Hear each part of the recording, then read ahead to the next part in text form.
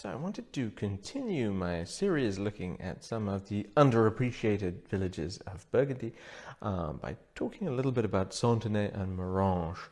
Now, both of these villages have interesting histories. Santenay because it was really a very celebrated place until I think at least the 1950s. A great history of serious wines being made there, and you have to remember that Duval Blanchet, who owned Domaine de Romanée-Contier and what's today Domaine de la Pousse d'Or, made all his wines in Santenay. And this is also a village that has very illustriously a casino. Maranges, a very different history, an appellation that's only really existed since the late 1980s.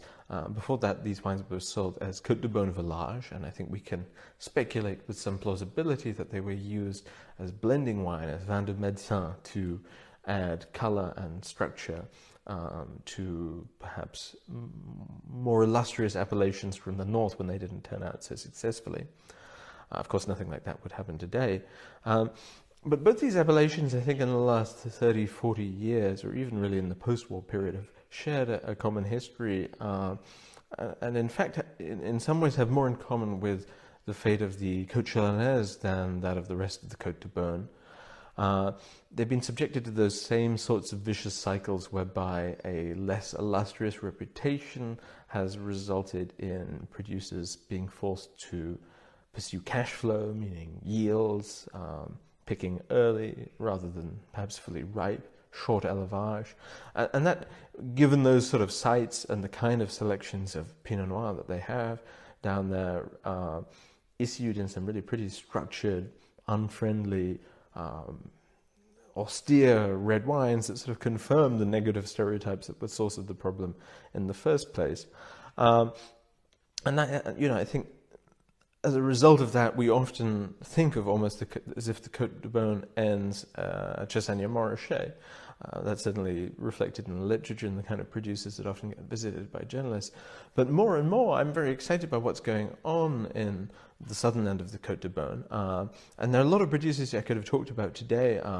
Could have talked about Bachelet-Monod or Nicolas Perrault or the Chevreau brothers in Maranges. I could have talked about the Mouzards and others in Santenay, but I wanted to draw a particular spotlight to a producer I feel is a real leader in the southern Côte de Beaune, Domaine Jean-Marc Vincent. And like some of the other producers that I've talked about in this series, there's a real body of work behind the wines of today.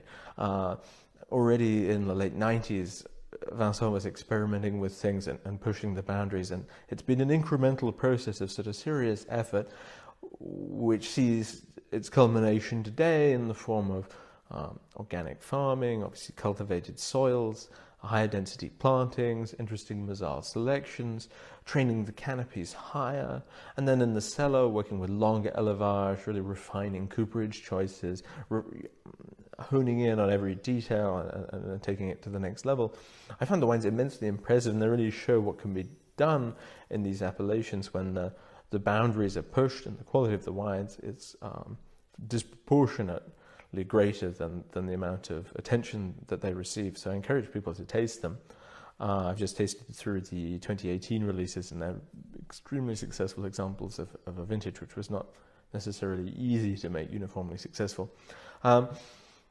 And I think that sort of really shows that the writing is on the wall for the southern Côte de Beaune, perhaps in the same way that Saint-Aubin in the last 15 years has seen this sort of qualitative renaissance. And as importantly, people start to take Saint-Aubin as seriously as it deserves to be taken. I think we're going to see the same thing happening with Santenay and Maranges over the next 15 years.